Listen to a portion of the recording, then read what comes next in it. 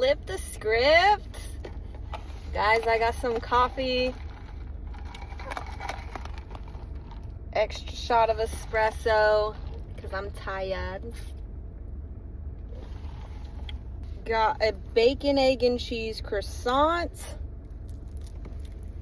Oh, it's cheesy. Yeah. Just like your mom. But today I'm going to just be talking about what I've been currently going through. Oh, I also got like 3 jelly-filled munchkins. But I've been experiencing resistance. Just uploaded a podcast about that called Stop Resisting, basically. And I haven't uploaded it, but it's going to be uploaded today. I have a podcast called True Clarity by me, Jennifer Sutton. So if you just type in True Clarity or my name, please give me a listen. Give me a follow if you like what you hear, if you learn from anything that I'm talking about. But basically in the podcast, I talk about my experiences with resistance. And today I was just resisting doing the podcast, doing all the things that like I know I need to do that's going to help me grow. Take another bite.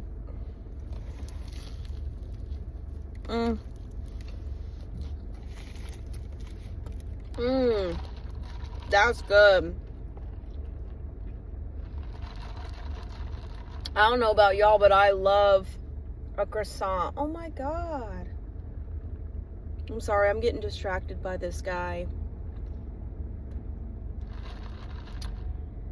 Oh, he's a creator. He's in a wheelchair. And still going to the gym? Are you fucking kidding me? But yeah, so here's my key takeaway with resistance. Number 1, understand and acknowledge the resistance. You don't want to go into that, I'm just lazy, this is just who I am, I don't do the things I need to get done until it's very last minute. What really helped me, because I was like, oh, I just labeled myself as a procrastinator. I'm just lazy, and I didn't really call myself lazy, but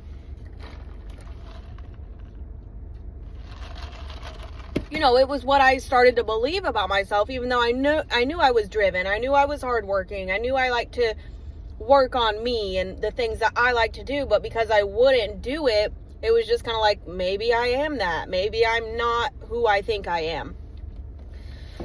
So recognize it, acknowledge it, instead of starting to label all these things on yourself. And then another thing, I've learned this in therapy. So I am a procrastinator, and I told her that. And she said, ooh, that sounds like avoidance. And that couldn't be further from the truth. So when we procrastinate, when we overthink, overanalyze everything, when we sort of have to be a perfectionist, when everything has to be lined out in this perfect order for us, or we won't even attempt it. We won't even attempt the thing that we know we need to get done. We won't do it.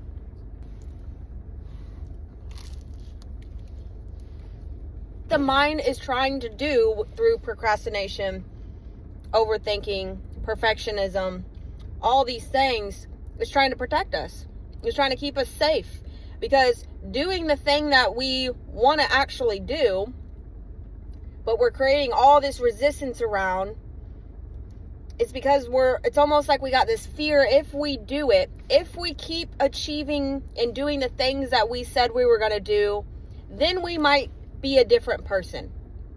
And then if we change it to a different person, we don't know what that looks like. So that's scary.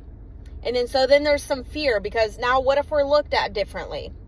There's also this is another topic, but that big fear of success. A lot of us, we think that we're so scared and fearful of failure, but that's really not the case, because we know what failure looks like. We failed a million times. We'll fail again. But success, like big success, or success that's actually visible to other people and people can see that you're changing, we don't see that very often. So we try to keep ourselves just held back enough to where we can I'm just going to control because I know what this looks like for me. But if I up level to where I really want to be, I don't know what that looks like. So I'm going to resist. I'm going to procrastinate. I'm going to make up reasons of why I shouldn't, couldn't, or wouldn't. And then we don't do it.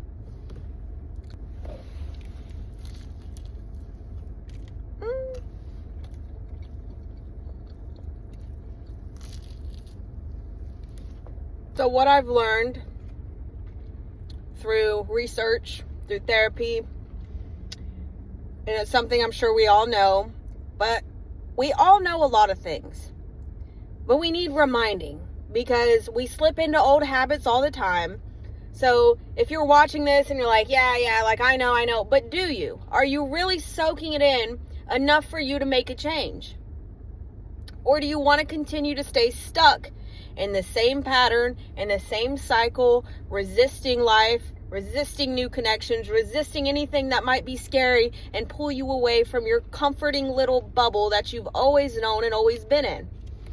So not only does it start with recognizing the resistance, recognizing where it might be coming from. Is it from one of those? Mine's procrastination. And then taking a small step of action. When we're resisting, a lot of us will go into this all or nothing mindset. And it's like, I can't do this because I don't have X, Y, and Z. And it's not lined up in the way I think that it should be. So instead of just giving it a try, instead of just starting, we won't even attempt at all. So you have to just do the smallest task possible. Okay, for an example, say you have a messy kitchen, and you know it's going to bother you the whole day if you don't get that kitchen cleaned. It's going to make you feel icky, but you're feeling down maybe you're feeling cluttered, foggy. You can't even bring yourself to get out of bed, let alone go clean the entire kitchen. What I need you to do is stop, take a breath, give yourself some grace, some kindness. You're human. And flip your script, flip that mindset into thinking, I don't have to do this, but I want to do one small task. So I'm just going to pick up a dish and put it away. Or pick up one plate and clean it. And that's it. That's all I need to do. And you'll find that, oh, now I'm cleaning actually 5 plates. Or now I just got the whole thing of dishes done. And it creates momentum for you. And even if that's not the case and you do one dish or you take out the trash and you just I can't do this. At least you can stop feeling guilty because you tried. You acknowledge your emotions, your feelings. You understood where that resistance, why was it coming up for you? And you got to be giving yourself that grace, because if you're just constantly hating on yourself and telling yourself, oh, I'm a lazy piece of shit, I can't even clean the kitchen, what kind of mother am I, or what kind of a partner am I? That's just going to create more resistance for you, babe. And you're going to put yourself in a situation where now it's been a whole week and the kitchen didn't get cleaned because you're digging yourself in a deeper hole. So Jellyfield field.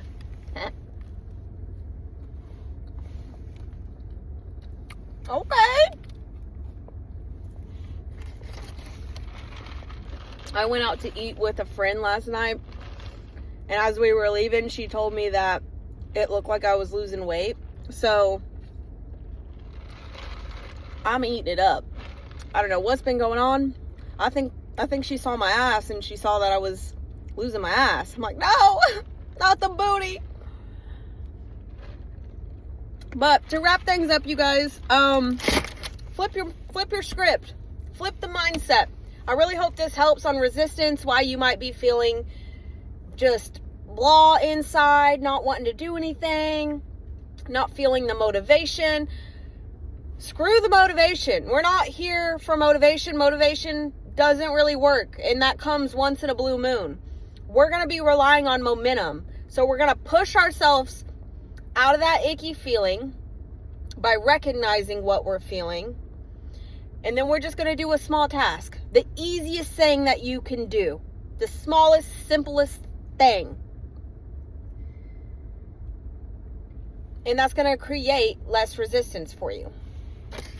If you want to hear more about this and more tools on how to actually clear the resistance, because I give more in-depth kind of tools on and how I use EFT tapping, check out my podcast, True Clarity. And I will be posting it today for stopping the resistance. And then also, I know a lot of you guys have probably came to my YouTube channel from my book, but if you're new and you're liking the Flip the Script channel, check out my book that I've wrote. It's called Seasons of Me by Jennifer Sutton. It's basically my healing journey and kind of what I've faced as a child, and then growing up, how what I watched as a young child, how it kind of, it made me repeat certain relationships in my life from that.